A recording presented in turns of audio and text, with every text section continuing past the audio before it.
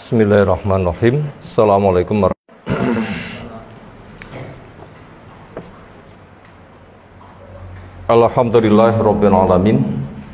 Walladzi arsala rasulahu bil huda wa dinil haqqi liyudhhirahu 'ala dini kulli wa kafa billahi syahida. Wa asyhadu an la ilaha illallah wahdahu la syarikalah wa asyhadu anna Muhammadan abduhu wa rasuluh. Allahumma shalli ala Muhammad wa ala alihi wa ashabihi wa man tabi'ahum bi ihsanin ila yaumiddin. Ya ayyuhalladzina amanu taqullaha haqqa tuqatih wa la tamutunna illa wa antum muslimun wa ba'du. Fa inna asdaqal hadisi kitabullah wa khairal hadyi hadyi Muhammadin sallallahu alaihi wasallam. Syarrul umuri muhdatsatuha fa inna kulla muhdatsatin bid'ah wa kulla bid'atin dhalalah wa kulla dhalalatin finnar. Ayyuhal ikhwah, azan Allah Subhanahu wa taala. Alhamdulillah, pujian, sanjungan, pengagungan, syukur semata kita haturkan untuk Allah taala yang telah memberikan berbagai macam kenikmatan pada kita yang kita tidak mampu menghitungnya. Yang Allah menjelaskan, wa in ta'udzu nikmatallahi la tuhsuha, dan jika kamu menghitung nikmat Allah, kamu tidak bakal bisa menghitung. Setidaknya ada 3 hal, siapa yang punya dia mendapatkan segalanya. Hadis sahih menceritakan, man asbaha mu'afan fi jasadih aminan fi sirbih indahu kutu yaumih faka'annama khizat lahud dunya bi khadafiriha. Siapa yang masuk waktu pagi badannya sehat. Sehat kita? Alhamdulillah. Kasihan rumah sakit infus. Tenang di tengah keluarganya. Ada yang stres ini? Senyum semuanya. Senyum ya? Masya Allah. Ayem. Dan juga punya jatah makan sehari. Ada jatah berbuka nanti sore? Wah, panitia sudah menjamin insya Allah.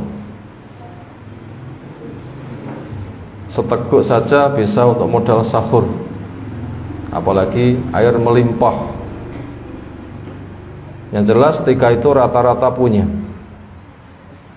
Maka siapa yang ketiga-tiganya punya, sejak badannya sehat, pikirannya ceria, punya jatah makan sehari, maka seolah dunia bersama isinya dengan segala kesempurnaan berada di dalam genggamannya. Makanya kita berpikir kaya, berpikir cukup, berpikir kuat, berpikir mandiri.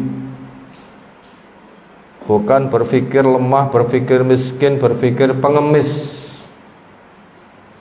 Tapi berpikir kaya, berpikir kuat, berpikir mandiri. Kenapa? Semuanya telah dicukupi oleh Allah Ta'ala. 3 di atas, siapa punya, dunia berada di dalam genggamannya. Tugasnya tinggal syukur saja. Dan syukur itu merupakan kunci kesuksesan. Karena Allah menyebutkan, la in syakartum la azidanakum, bila kamu syukur menggunakan nikmat untuk taat akan ditambah-tambah. Berapa kali penambahannya? Minimal 10 kali. Man jaa bil hasanati falahu asyru amsalihha. Siapa yang datang dengan satu kebaikan baginya 10 kali, bahkan dengan 700 kali, bahkan ad'afan katsira, kelipatan yang kita enggak mampu untuk menghitungnya. Dan syukur itu baru bisa diwujudkan ketika punya fondasi yang namanya sabar.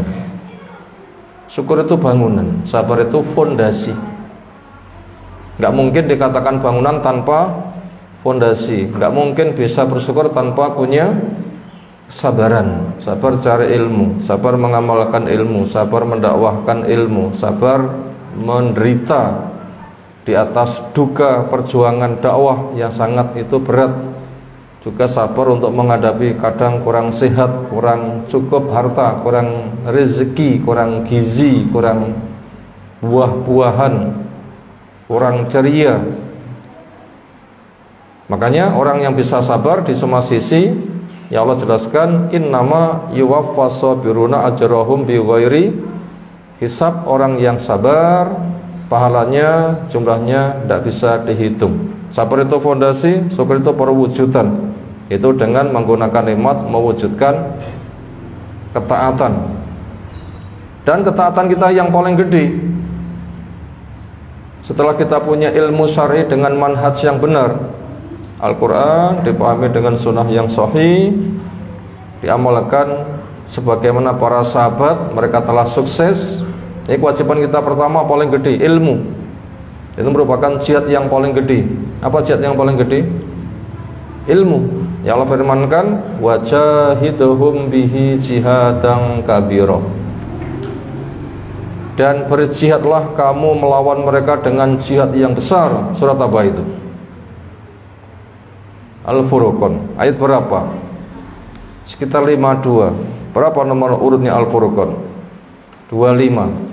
Untuk mudah diingat, 25 ayatnya dibalik, 52, 25, 52. Itu perintah untuk melaksanakan jihad yang paling besar. Jihad yang paling besar ini semuanya terlibat, nggak ada yang tidak terlibat. Kalau jihad punya makna qital, itu paling-paling masa tertentu, orang tertentu. Perang Badar setiap hari ada enggak? Perang Uhud setiap hari ada enggak? Perang Mu'tah, perang Tabuk setiap hari ada enggak? Setiap tempat ada enggak? Semua orang bisa ikut enggak? Enggak selalu ada. Tapi kalau jihad yang paling besar setiap detik ada, bukan setiap hari. Setiap detik ada, pesertanya semuanya, tanpa dibatasi, laki, perempuan, tua, muda, kaya, miskin, sehat atau enggak sehat, pokoknya Muslim semuanya punya kesempatan jihad yang paling gede. Ketika turun ayat wajahidhum bi jihadan kabira, jihadilah mereka dengan jihad yang paling gede. Ini makiyah atau madaniyah ayatnya Al-Furqan itu? Makiyah. Turun di fase yang belum hijrah ke Madinah. Berapa tahun masa makiyah? Dakwah beliau masih di tanah air, belum hijrah di Mekah. Atau lingkup yang jadi kiprah berapa tahun? 13 tahun. Di Madinah cuma 10 tahun. Ini masih makiyah, belum ada perang yang punya makna senjata. Tapi sudah ada perintah wajahidhum bi jihadan kabira, jihad yang gede. Kalau kita apa? Bentuk nyata jihad Nabi masuk kategori jihad yang paling gede. Semuanya terlibat. Bentuknya apa? Ilmu. Dalaman, tentunya dengan manhaj yang benar. Kalau kita, karena kita nggak bersama Nabi, kita bukan sahabat. Kalau kita bersama Nabi, kita sahabat, langsung lihat langsung Rasul seperti apa, niru persis, selesai. Tapi kita masalahnya kan jauh. Makanya harus menggali peninggalan yang mengabadikan kiprah mereka. Peninggalan itulah yang kita pelajari, supaya kita nanti bisa semisal mereka, walaupun tidak bisa persis. Gak bisa, karena kita nggak bisa melihat langsung. Sahabat bisa melihat langsung. Sampai sholatnya di atas mimbar mereka tahu. Katakan shollu kama ra'aitumuni usolli, sholatlah kamu sebagaimana kamu melihat saya di atas mimbar. Semuanya bisa melihat persis. Kalau kita kan cuma membaca hadis, kadang salah tangkap, kadang salah tafsir, kadang salah paham, kadang salah panjen gak paham. Kalau salah paham, salah masalahnya gak paham. Nah begitu. Salah paham, kurang paham gak apa-apa. Salah paham itu mana salah karena negara gak paham, ini angel lambanannya. Artinya kita berusaha ke sana, itu ilmu. Kemudian amal, lalu dakwah, mengajar. Yang mengajar itu dikatakan perbuatan paling baik, khairukum man ta'allamal Qur'an wa 'allamahu. Sebaik-baik kamu siapa? yang mempelajari Al-Quran plus mengamalkan, itu konsekuensi ilmu itu begitu. Untuk lebih luas manfaatnya, mengajarkannya. Lalu banyak memberikan maaf kepada orang yang mengganggu dan sabar. 5 ini punya, itu jihad yang paling besar. 5 ini punya jihad yang paling besar. Apa 5 tadi? 1, cari ilmu. 2, diamalkan. 3, diajarkan. 4, banyak memberi maaf kepada orang yang mengganggu. 5, sabar. 5 ini punya jihad yang paling besar. Siapapun bisa, laki, perempuan, tua, muda, di mana saja, kapanpun, apapun kondisinya. Belajar siapapun bisa? Bisa. Beramal? Bisa. Berdakwah? Bisa. Memberikan maaf? Bisa. Sabar? Bisa. Ini jihad yang paling besar. Inilah tugas kita, yang kita dapat nikmat yang paling gede dengan jihad yang paling besar itu. Nah, termasuk Ramadan yang kita jalan kali ini juga kita isi dengan jihad yang paling besar. Kita bukan sebatas 3 fasilitas ada.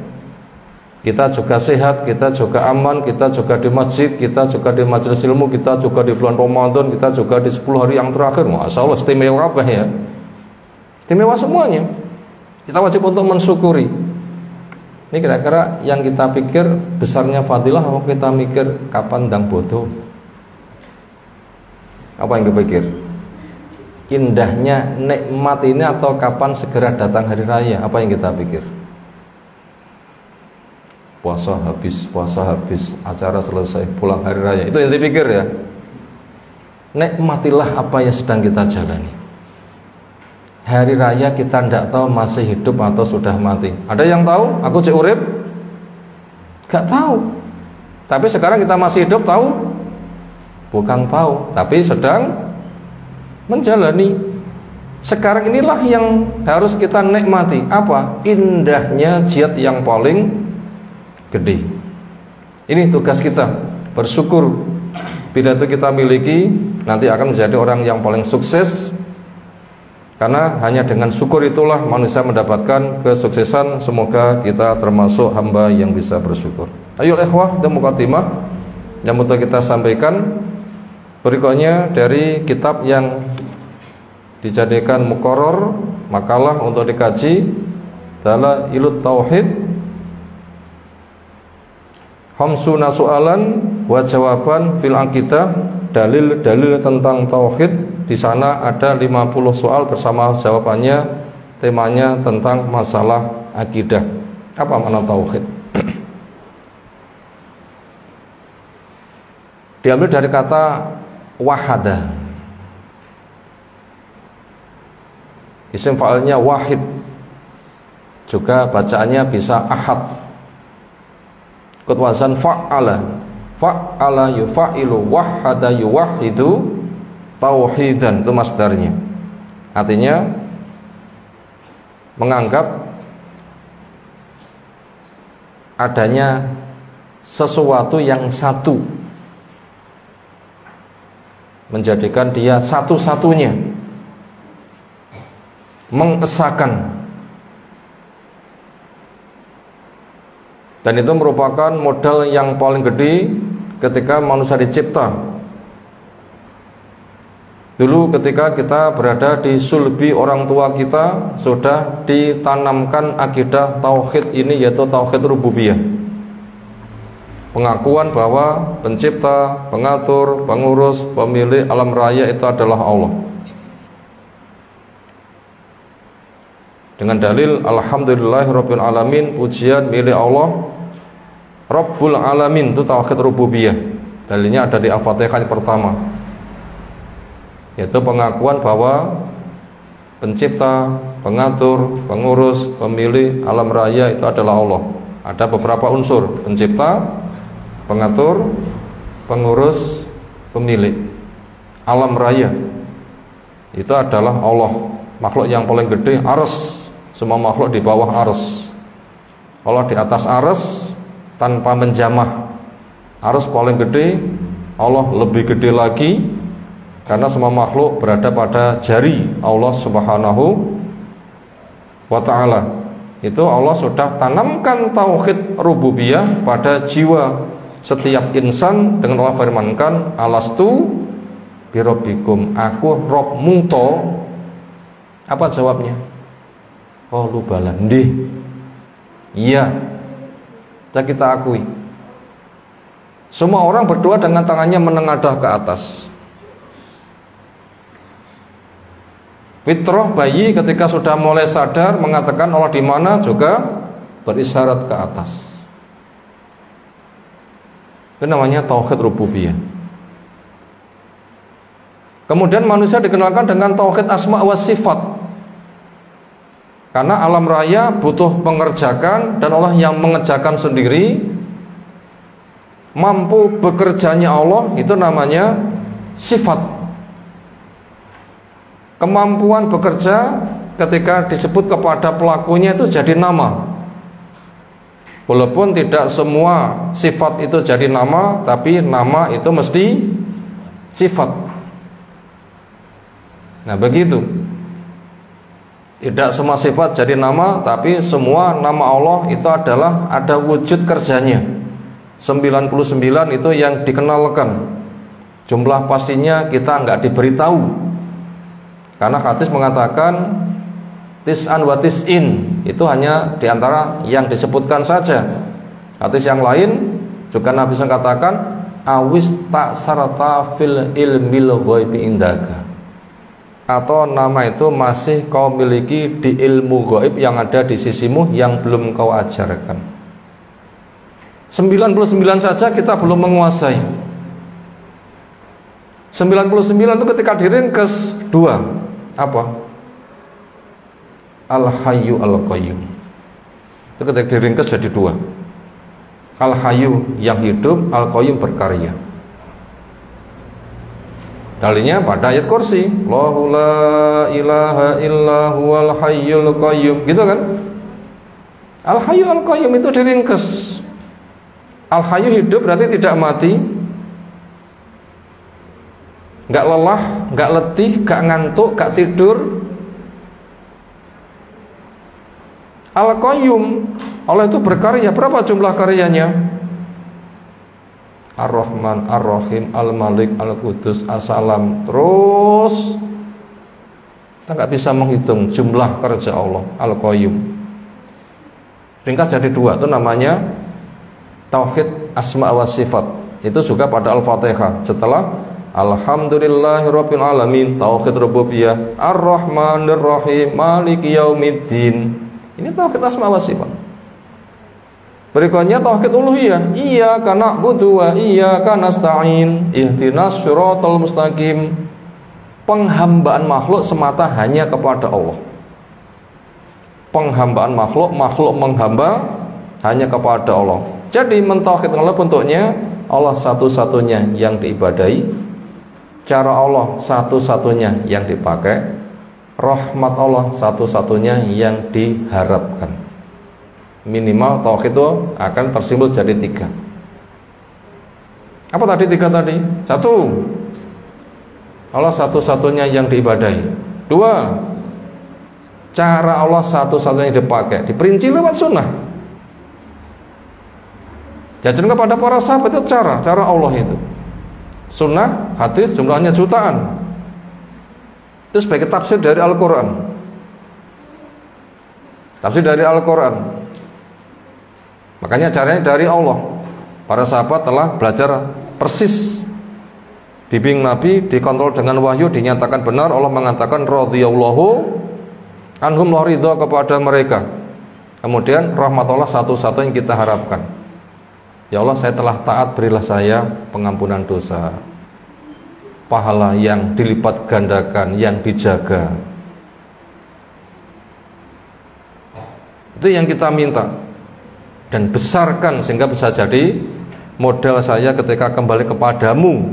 Saya menanam, saya nanti akan masuk di kebun saya yang kau telah menyediakan.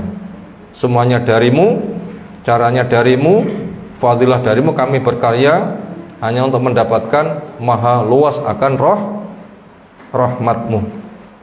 Itu tentang masalah tauhid. Kenapa ini butuh kita ungkap? Karena kita akan melihat macam-macam syirik. Karena kita nggak akan lengkap membahas masalah tauhid tanpa mengenal kesyirikan. Ibaratnya kita makan ya mesti buang hajat, ya kan? Kita makan ya buang hajat. Kita mengenal fadilah tauhid ya harus mengenal bahaya kesyirikan. Apa syirik itu maknanya? Menjadikan makhluk punya kedudukan seperti kedudukan Allah. Itu syirik.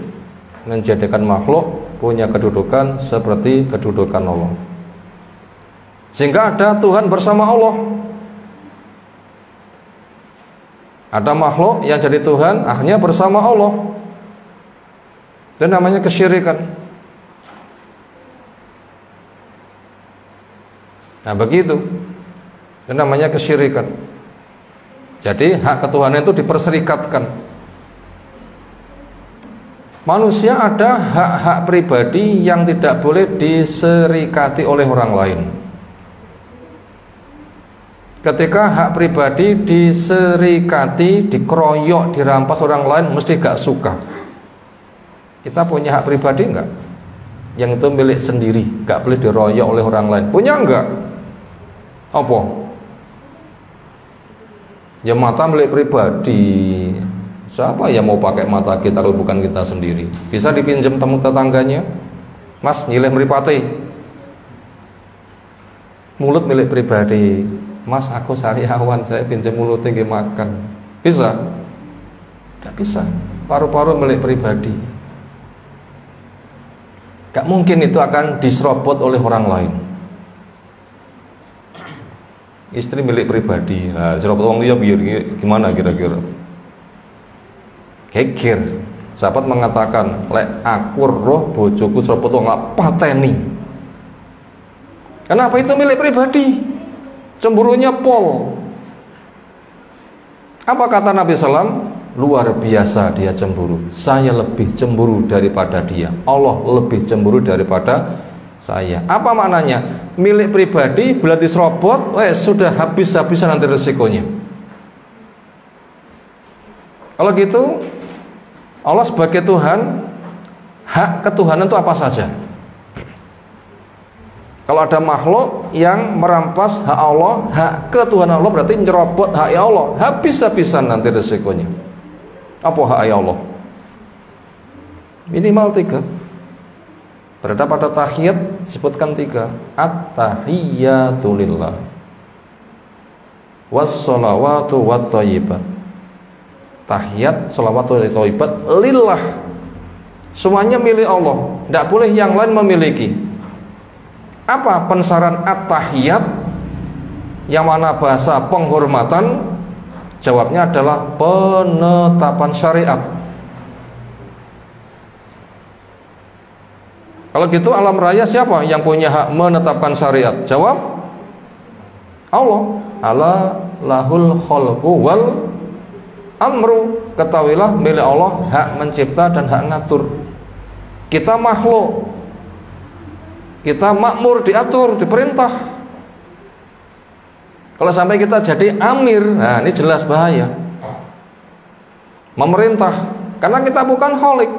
Allah khalik, Allah amir, memerintah.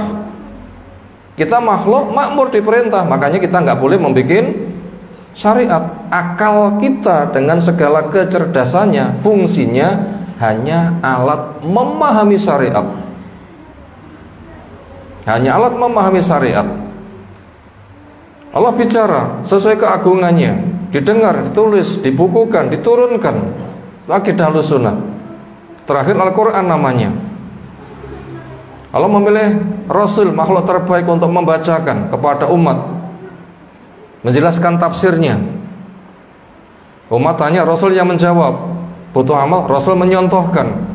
Semuanya diajarkan, umat disucikan, dikeluarkan dari gelap menuju kepada cahaya. Itu tugas Rasul.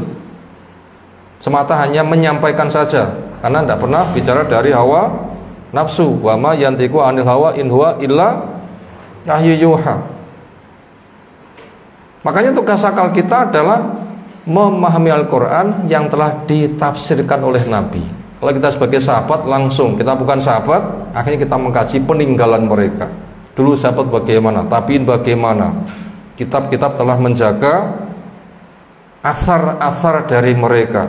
Tugas akal kita ke sana. Nggak ada peran sama sekali untuk membuat hukum. Yang ada hanya tugasnya tafaqquh fiddin, mencari apa pemahamannya, ta'allum, cari ilmu, tafaqquh, cari pemahaman, ta'allum, cari ilmu, tadzakur, mengambil peringatan, ittiad, mengambil mau'idhahnya. Fungsi akal kita sebatas itu, sehingga tidak ada tugas akal kecuali untuk memahami, jangan sampai membuat syariat. Makanya ibtidak membuat bid'ah itu namanya membuat syariat tandingan, itu termasuk perbuatan syirik. Lalu apa Allah yang kedua? Selain membuat syariat, punya hak untuk ditaati. At-tahiyatullah was-sholawat. Sholawat itu ada doa, entah itu doa ibadah maupun doa permintaan. Doa ibadah itu ya kita sholat, zakat, puasa, haji. Itu ritual ibadah, fadilahnya gini, kita diwajibkan karena gede nih fadilah. Ketika kita tertarik, kita mengamalkannya penuh harapan, itu namanya doa ibadah. Doa permintaan apa? Kita tidak terikat ritual, sewaktu-waktu butuh kita menengadahkan tangan setelah memuji Allah, bersolawat, kita meminta, ya Allah saya minta ini itu. Itu namanya doa permintaan. Minta apa? Wane rotok gede, umur berapa ini? Sudah menikah belum? Sudah menikah belum? Berapa umurnya? Masih santri. Ya, iya, saya tanya saja berapa umurnya. 17. Dulu ada sahabat 12 tahun menikah. Oh, mosok pitulas rumangsa cilik. Sahabat 12 tahun sing menikah. Nanti liburan pulang ya boleh. Ada santri pulang itu programnya balik yang pondok wis nggawa bojo. Wah, hebat juga lah ya. Berpikir gede wae lah ya. Rezeki itu Allah yang memberi, bukan suami memberi rezeki pada istri, bukan. Siapa memberi? Allah. Jangan berpikir kekanak-kanakan, dewasa saja. Nanti luas pemikiran kita. Itu doa permintaan. Siapa butuh silahkan meminta. Kemudian Allah yang ketiga adalah ditaati. Makanya tidak boleh ada makhluk di dalam kemaksiatan ditaati. La ta'ata li makhlukin fi maksiatil khaliq. Enggak boleh taat kepada makhluk bila isinya maksiat, walau itu ibu kita sendiri, walau itu bapak kita sendiri, atau lain daripada itu, walaupun presiden. Bila itu maksiat tidak boleh ditaati. Allah menjelaskan, wa in jahadaka ala an tusyrika bi ma laisa laka bi ilmun fala tuti huma. Apabila keduanya memaksa kamu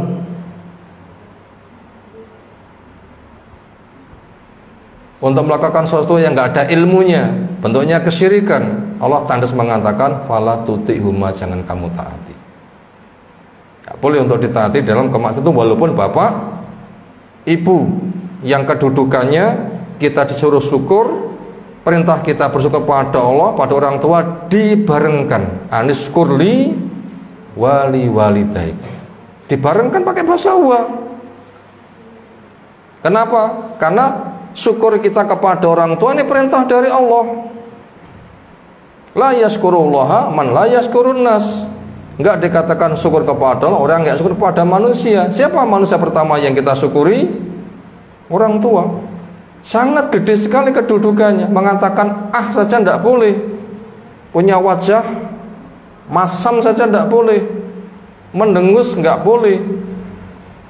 Sampai Nabi Ismail mau disembelih siap, saking taati. Ya bunayya inni ara fil manami ani atbahu fanzur madza tara. Li, saya kok ngeliat pada mimpi ngelihat menyembelih kamu. Apa kata anak?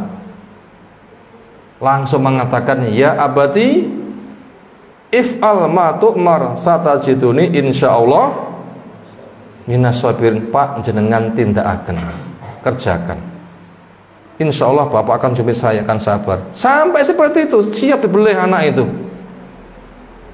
Makanya kalau kita pamit, ngapunten Pak, Bu, saya mau berangkat kerja. Loh, kamu kan kurang enak badan, tidak usah nak, langsung segera pulang, jangan berangkat kerja. Dipecat bene, dipecat ke apa-apa. Nah begitu.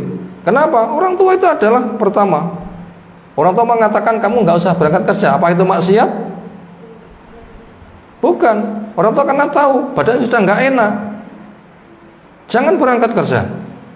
Diancam pecat bene, nanti ada pekerjaan yang lain. Sampai seperti itu. Ini menggambarkan saking gedene hak orang tua. Tetapi tetap tidak boleh ditaati apabila isinya kemaksiatan, syirik, maksiat yang paling gede. Itu begitu. Itu tadi tentang 3 hak Allah. Apa tadi nomor 1?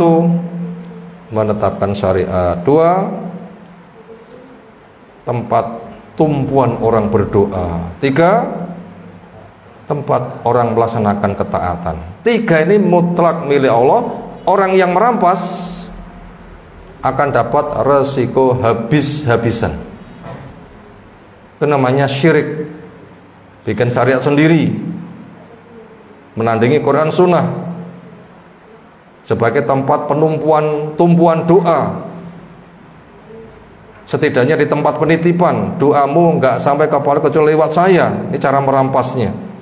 Ini banyak lewat kuburan-kuburan, tempat penitipan. Katanya wali kutub, wakil Allah di bumi, kalau nggak lewat dia nggak bisa sampai. Demikian juga di dalam kemaksiatan minta ditaati. Berikutnya, apa resiko perbuatan syirik? 1, dosanya nggak diampuni. Innallaha la yaghfiru an yushraka bihi. Sedang syirik berarti sedang tidak tobat. Yang kedua, apa yang pernah dikerjakan hancur.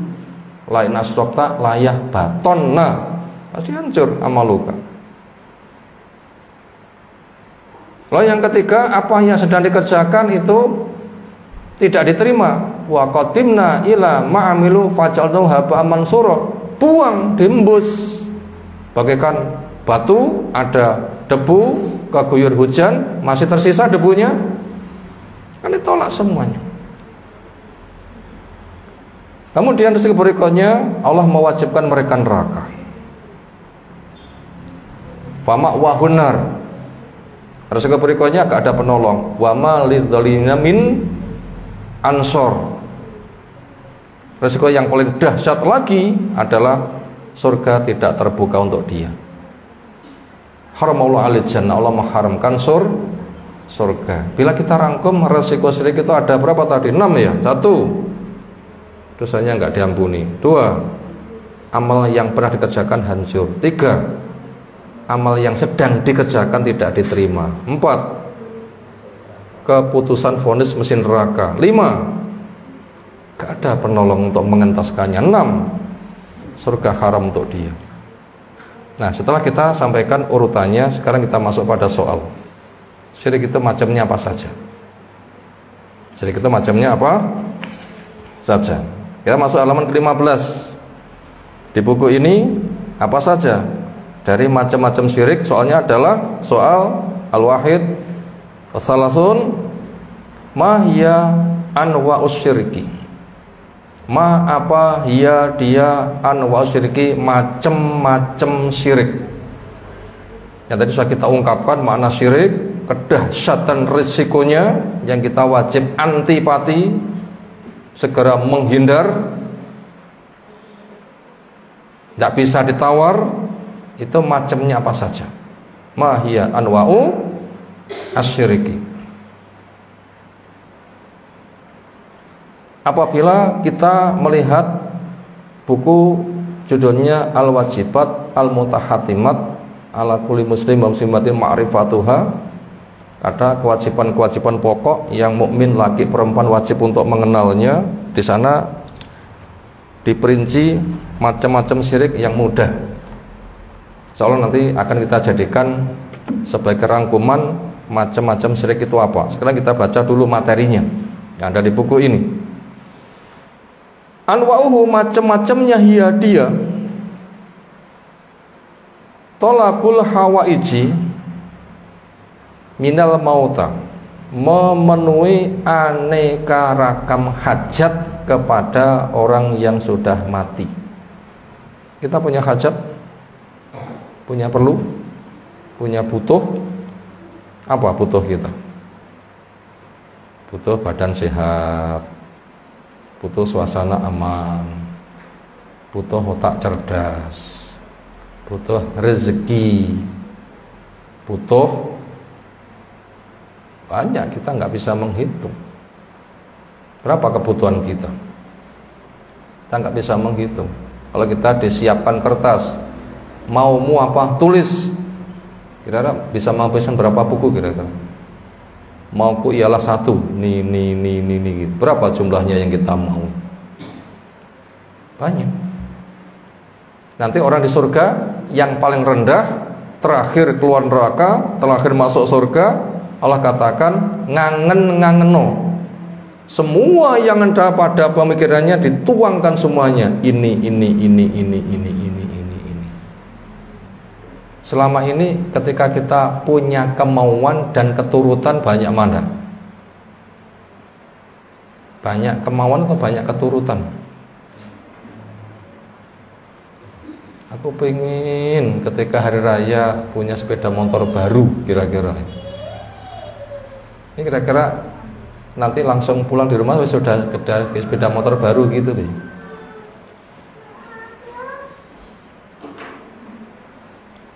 Dan kita sering, saya punya mau,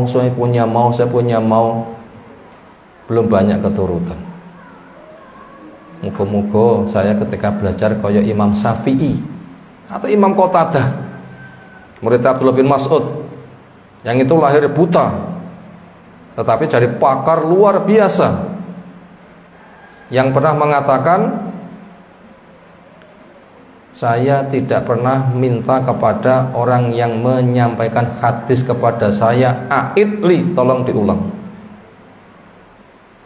Jadi dengar sekali, paham, tidak hilang. Ini apabila kita jadi murid lagi bidang pinter nggak kira-kira? Itu moco kamus, lafate, terjemahane, diwoco langsung hafal, buku entek wis, kamus 5 wis. Kira-kira 5 dino sudah menguasai bahasa Arab. Kapan kita iso duwe kemampuan ngono kuwi? Sekali baca Al-Quran bersama tafsirnya, paham, langsung hafal. Rata-rata Imam Syafi'i ngono kuwi, Imam Qatadah ngono kuwi, Imam Bukhari sama, Ibnu Taimiyah, Ibnu Qayyim semisal itu. Makanya modal tokoh hebat itu kecerdasannya luar biasa. Nah begitu. Ini kira-kira selama ini kita belajar sudah punya belum kenyataan kaya ngono kuwi? Itu contoh kemauan kita sing akeh tapi sing keturutan sangat sedikit.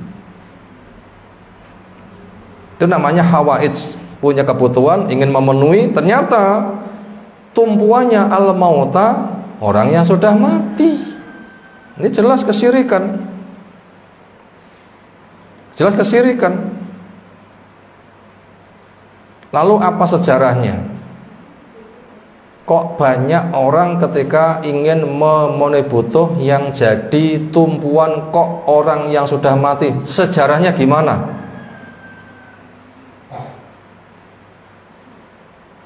Gimana sejarahnya? Kok enggak kepada yang masih hidup saja? Mestinya kalau orang itu cerdas akalnya, hidup saja belum tentu bisa memenuhi apa yang sudah mati, kan lebih enggak bisa. Tapi kenyataannya kok rame yang dituju, kok malah orang yang sudah mati. Gimana itu sejarahnya? Gimana? Sejarahnya ya kita bisa melihat 5 nama orang soleh akhirnya jadi patung. Siapa? 5 orang soleh akhirnya dipatungkan oleh orang jahiliyah. Itu pada surah Nuh. Ya, Nabi Nuh ketika berdakwah, mereka membela habis-habisan, mentraining kepada masyarakatnya jangan terpengaruh dakwah Nabi Nuh. Apa? Training sang tokoh kepada masyarakatnya. La tadarunna alihatakum wala tadarunna wattau wala suwa'au wala yahusa wa ya'uqa wa nasra. 5 nama jangan sampai kamu tinggalkan. Oceane Nuh, anggap saja itu orang gila, majnun was jujil. 5 wajib kamu pertahankan. Ini training dari tokohnya untuk mempertahankan 5 nama Tuhan mereka. Siapa 5 nama itu? Yagus, Ya'ub, Suwa, Wad, dan Nasr. Bisa dibilang itu generasi ke-10 anak turun Nabi Adam. Generasi ke-10 anak turun Nabi Adam. Ketika 5 ini masih hidup, ulama lurus membimbing kepada masyarakat, mengesan. Ketika meninggal, masyarakat nggak ada yang siap transfer ilmu. Begitu meninggal, mereka kehilangan panutan, lalu membuat kenangan. Bukan sebatas itu, tapi juga diprasastikan, bahkan dipatungkan. Di majelis mereka ada patung kenangan di tempat ibadahnya. Nah begitu, awal-awalnya sebagai kenangan saja. Ketika berganti generasi, anak, putu, buyut, apa nih? Anak, putu, buyut, canggah, wareng, udeg-udeg, gantung siwur, apa nih? Akhirnya generasi berikutnya gak kenal pak sejarahnya. Ngapain sih kamu kok begitu? Wong tua yang ngono kini melu-melu. Itu kan yang paling banyak. Kalau tidak percaya coba. Umur 17 tahun rabi, ketika bayi lahir bisa ngurus sendiri, sing ngurus bayi. Akhirnya bayi instruksi, le ari-ari ini diadai kendil. Manut enggak? Napa to, Mbak? Rasa tekok. Deloken anakmu lan napa itu? Jalar, Mbah. Kono golekne kertas karo potlot. Damel napa, Mbah? Rasa tekok. Dan dilebokne kendil. Kono nek sanding lawang tengen dan diduduk, dipendem nek kono. Nek bengi wae lampu. Ketika ditanya, "Mas, nek omahmu nyapo sanding lawang kan lampu nah lambuh, Mbak?" Generasi gak punya ilmu inilah akhirnya dikuasai setan.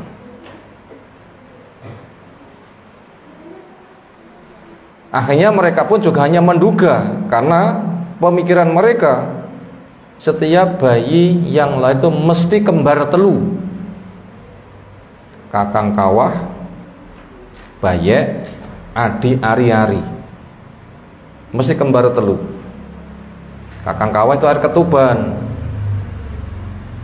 sebagai pelancar ketika bayi keluar mudah, licin. Lalu bayi terakhir ari-ari. Itu harus dirumat, bila tidak nanti akan jadi petaka. Itu akidah mereka. Dari mana itu? Ya wong tuwek gitu jawabannya. Makanya bila kita jumpai tanda orang syirik itu adalah ketika ditanya ngapain begitu, mereka menjawab inna wajadna aba'ana ala ummatin wa inna ala atharihim muqtadun. Kami jumpai pendahulu kami punya tradisi, kami hanya ikut-ikut. Nah begitu. Itu sejarahnya seperti itu. Nah akhirnya ketika generasi sudah gagal itu pengetahuan agamanya, akhirnya hanya mengikuti tradisi. Di situ iblis yang menjadi murabbi, muallim, ustadz buat mereka dengan agama tradisi nenek moyang, budaya, warisan leluhur. Seringnya itu begitu. Akhirnya apa fatwanya? Lah kamu kir duwe ilmu ya ora, ngibadah ya ora. Ra duwe ilmu ra ngibadah ndonga ni apa ketompo. Nek ketompo usahamu ya ora cukup. Maka daripada itu lek pengen cukup, ya sudahlah. Wong saleh sing ilmune akeh taat, lek kuwi ndonga gampang ketompo. Wis kono yang syariane mbah titip. Mbah lumantar panjenengan sing sampun sumari. Iki Jawa kabeh orang lah, sana enggak ada sing ra Jawa. Jawa kabeh ya. Mbah, lewat engkau yang sudah meninggal, tolong sampaikan hajatku kepada Allah. Di masyarakat kita, orang mati itu menggunakan istilah jenate suwargi. Jenate basa apa? Basa Arab janatun, jenate. Suwargi basa apa? Surga. Mereka punya pemahaman itu sudah ketemu Allah di surga. Makanya mereka mengatakan jenate, suwargi. Gitu kan bahasa masyarakat. Akhirnya di kota adik orang ketemu dengan Allah di surga, dan mereka mendapatkan fasilitas walahum fiha mayash tahun, mendapatkan apa yang jadi selera. Ini kira-kira masyarakat kok ada bahasa wong mati itu menggunakan bahasa piye jenate kae. Oh saiki wis suwargi. Ini kan sudah berkembang kan bahasa masyarakat. Dari mana ini? Sementara apabila ini dianggap benar, akhirnya dibaca ayat wong iki nek surga mendapatkan apa yang jadi selera. Sudah ketemu dengan Allah. Apapun yang jadi permintaan mereka mesti dituruti. Bahkan pemberian Allah itu lebih banyak daripada yang mereka minta. Di otak-atik seperti itu. Akhirnya mereka punya pemahaman wonge lek mati wis nek surga. Karepe kelakon mesti keturutan. Lan ngono ki lek disambati ari kala wong sowan nyang kuburane ziarah kubur kuwi iso ngrungokne. Buktine salami assalamualaikum, berarti kan perbincangan langsung. Akhirnya malah titip-titip. Inilah alasan kenapa kuburan ramai dikunjungi.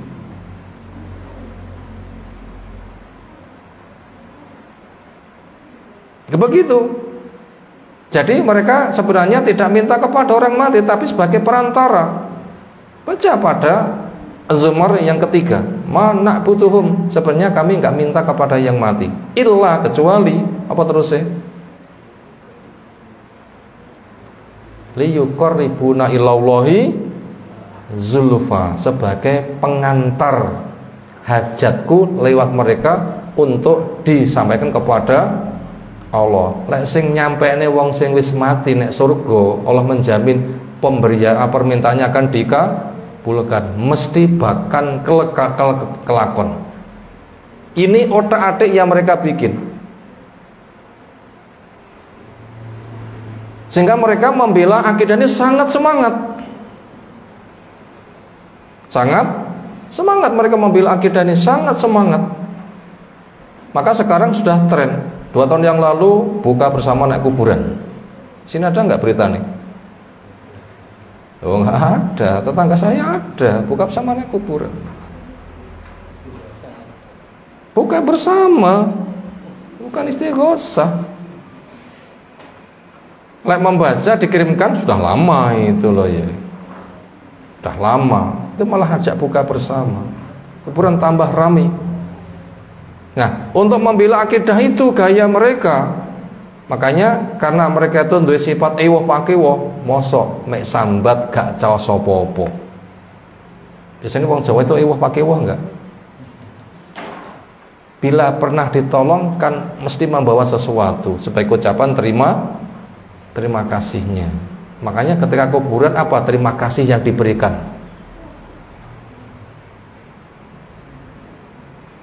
Walaupun ada beberapa enek sendoke, enek piringi, enek kendini, enek payungi, tapi itu tidak seberapa. Yang paling akeh membaca kalimat thayyibah, pahalanya hadiahkan. Ini oleh-oleh. Ewuh pakiwuh itu dicaosi. Lah wis bareng terus sambat jangan Mbah jenengan atur niku rumangsa enteng ngomong seperti itu. Ini alasannya mereka ketika punya hajat mintanya kepada orang mati. Itu alurnya. Sekarang kita lihat kritik dari Islam.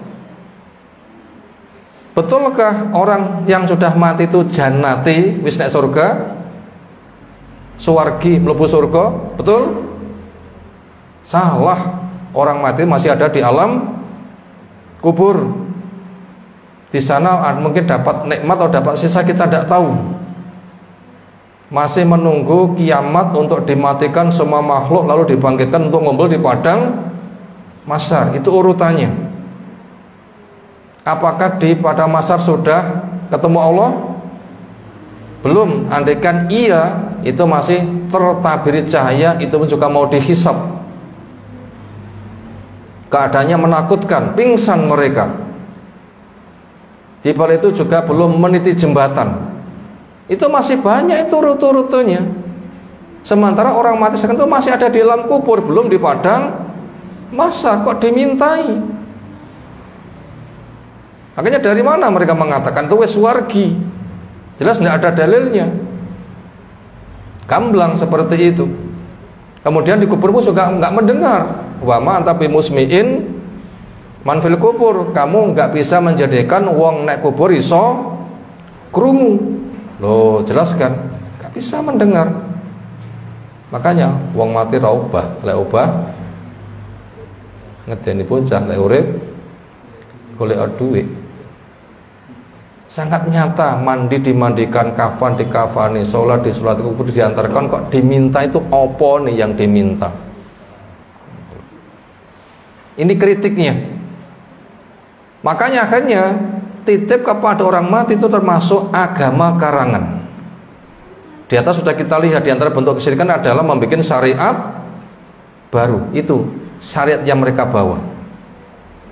Jadi ritual, bentuknya apa? Titip pada orang yang sudah mati. Syirik kecil, syirik besar kalau begitu. Syirik besar. Ini contoh syirik adalah tolabul hawaij minal mauta, memenuhi hajat kepada orang yang sudah mati. Demikian juga wal istighosatu bihim, istighosah. Tolabul ghaus, apa istighosah? Tolabul ghaus, tolabul maunah, minta pertolongan bim kepada orang mati, jelas tidak bisa. Wa tawaju ilaihim, dan cari muka di depan mereka. Apa bentuk cari muka mereka kepada orang yang sudah mati? Ya, nyawasi opo-opo kepada yang sudah mati. Kalimat thayyibah pahalanya dikirimkan, atau nguri-nguri kuburane, dibikin hari peringatan. Yang ketika mereka tahu kuburane diramut kayak begitu, wah, aku diramut ayem sopo yo tak dongakne. Itu namanya tawajuh, cari muka. Sing mati ben ayem. Ketika ayem makan didongakne. Begitu. Wa hadza aslu syirkil alam, ini yang paling pokok kesyirikan yang ada di alam raya. Ini syirik yang paling menyebar di alam raya. Cikal bakalnya ya ada di sini syirik itu. Agama karangan tadi. Makanya tadi sudah bikin saya kronologi dari awal ya, sejak dari mana syirik. Nah begitu. Ini untuk kita paham ya harus diikuti sejak dari awal. Makanya nuwun sewu kepada yang baru muncul, nanti bisa dibuka videonya supaya keterangan nanti dikaitkan dengan awal, nanti bisa nyambung urut-urutannya, ada kronologinya. Harapannya nanti mudah dipahami, ada kronologinya. Li'anal mayita, ini dijelaskan hakikatnya, karena orang mati koding kota sungguh telah putus amalu amalnya. Wong mati tasih ndonga mboten? Enggak. Ayatnya jelas, idza mata ibnu adama in qata'a, sudah putus. Buktinya mandi dimandikan, sholat disolati, sebelumnya kafan dikafani, kubur diantarkan. Allah juga berfirman, wa'bud rabbaka hatta ya'tiyakal yakin. Ibadahmu terus, bila sudah mati sudah habis. Makanya mereka sudah putus amalnya. Wa huwa la yamliku li nafsih, dan orang mati tidak mampu terhadap dirinya, naf'an untuk meraih manfaat, waladoran dan juga untuk menolak madarat. Fadlan lebih-lebih liman untuk orang yang istaghosa bih, minta tolong kepadanya. Lah ngopeni awak gak iso tak wong liya lah ya. Ini kira-kira pantas enggak? Ada orang itu telanjang, Mbah nyuwun sandangane. Lah aku nutup aku ora duwe sandang tok jaluki. Apa sing tak wehne? Ya. Mbah tulung, lah aku ora duwe tangan kok nulungi piye? Jadi wong mati itu ngopeni awak saja gak iso, apa nang dadak nulung wong liya. Fadlan lebih-lebih liman kepada orang yang istaghosa minta tolong bi padanya. Wasalu dan meminta kepadanya ayaswa untuk menjadi perantara lahu buat dia ilallah. Wong disambati ra krungu kok dijadikan perantara gimana? Apa tadi mana perantara? Mbah lumantar panjenengan sing sampun sumare. Kula titip dan panjenengan jenengan atur nih. Yang diminta ngatur nih mengadu kepada namanya syafi' perantara. Apa perantara ini? Perantara itu ya pengantar. Ibaratnya Joko ganteng, perawan ayu, api rabi, rawani pitung dewi, nyun wong liya, Mbah jenengan tulungi kula napa? Kula gedhe badhe rabi. Kula badhe tekoni mboten wani jenengan tindak meroko jenengan dawuhi pokoke kula lamar napa kersa. Mbae sing bener namanya syafi' perantara, pengantar. Apa basa Jawa nih? Bahasa Inggrisnya MC lho ya. Apa terjemahan basa Jawa? Mak comblang. dan orang mati bisa dimintai menjadi penyafaat? Gak bisa. Jelas itu syirik, itu agama karangan. Wahada dan ini min jahlihi dari kebodohan yang meminta bisawe kepada orang mati yang dijadikan penyafaat.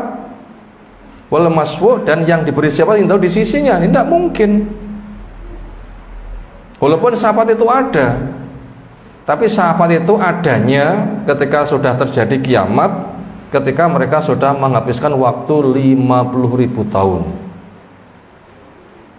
Kita minta syafaat kepada manusia selagi masih hidup boleh. Pak, kula badhe kesahan nyuwun tulung jenengan dongane mugi-mugi perjalanan kula lancar. Heeh, tak dongakne. Itu namanya minta pada seseorang dongakno aku. Dia masih hidup, soleh, di depan kita mampu, boleh. Tapi sudah mati, tidak bisa. Nabi diminta syafaat ketika masih hidup. Kami dalam keadaan gersang berdoa semoga Allah menurunkan hujan. Istighosah, apa? Istisqa. Akhirnya Nabi kita mengangkat tangan tinggi-tinggi, Allahumma agisna, ya Allah kucurkan hujan. Itu namanya minta syafaat kepada wong sing diurip boleh. Tapi jangan jadi kebiasaan. Orang mati jelas tidak boleh. Makanya siapa yang menjadikannya itu termasuk kebodohan. Fa inna Allah maka sungguhnya Allah Ta'ala la yasfa'u ahadun indahu, tidak akan memberi syafaat seseorang di sisinya illa bi'ini, kecuali dengan izinnya.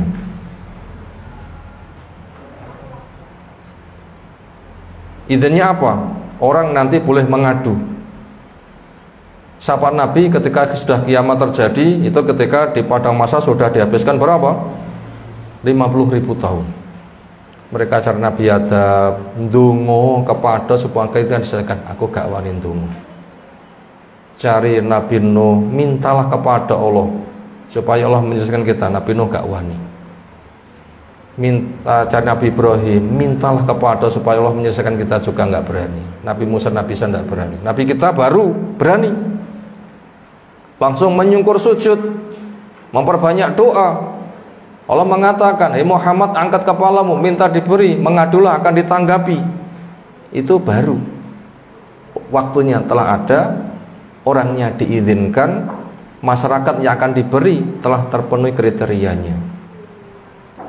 Kapan waktunya? Sudah 50.000 tahun di padang mahsyar selesai. Siapa yang punya hak mengadu kepada Allah sebagai penyafaat? Nabi kita. Masyarakat yang mengadu akan diterima untuk diberi pertolongan. Apa syaratnya? 2. 1. Tauhid. 2. Menegakkan sholat. As'atun nasi bisafati yaumil qiyamah man qala la ilaha khalisan min qalbi. Orang yang paling beruntung dengan syafaatku nanti di hari kiamat, orang yang punya prinsip la ilaha illallah tulus dari hatinya, itu ahli tauhid. Makanya ketika ada adzan dijawab, selesai sholawat dulu, lalu berdoa Allahumma rabba hadhihi da'watid tammah sampai habis, halal syafaatku untuk dia nanti di hari kiamat.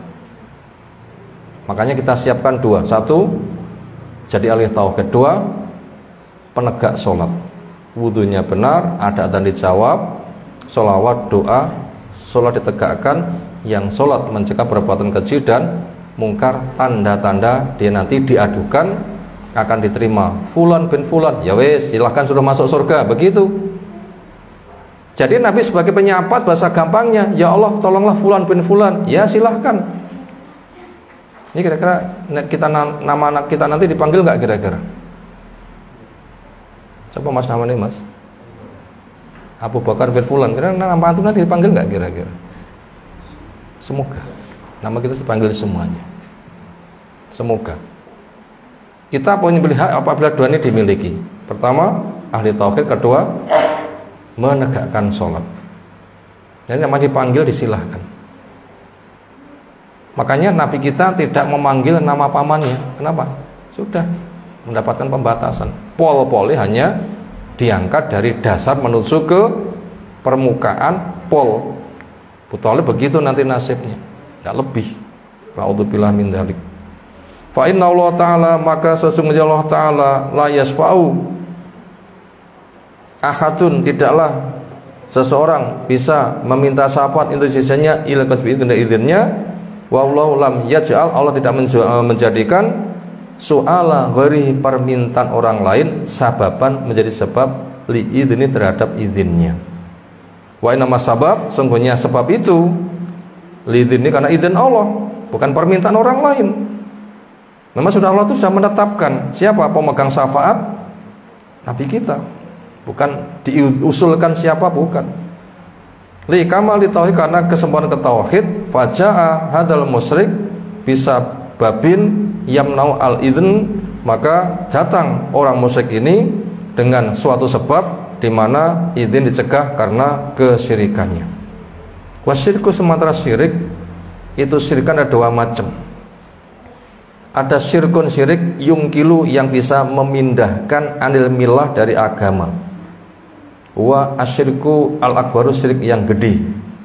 Landasannya tadi minta pada orang yang sudah mati, yang sudah kita urai. Wa syirkun, ada satu syirik lagi, la yungkilu, yang tidak memindahkan anil milah dari agama. Wa dan dia asyirku al-asgharu, syirik kecil. Kasyirik riya, seperti syirik dalam bentuk riya. Tapi riya dibagi 2. Riyaknya ahli tauhid dan riyaknya orang munafik. Riyaknya orang munafik termasuk syirik gede.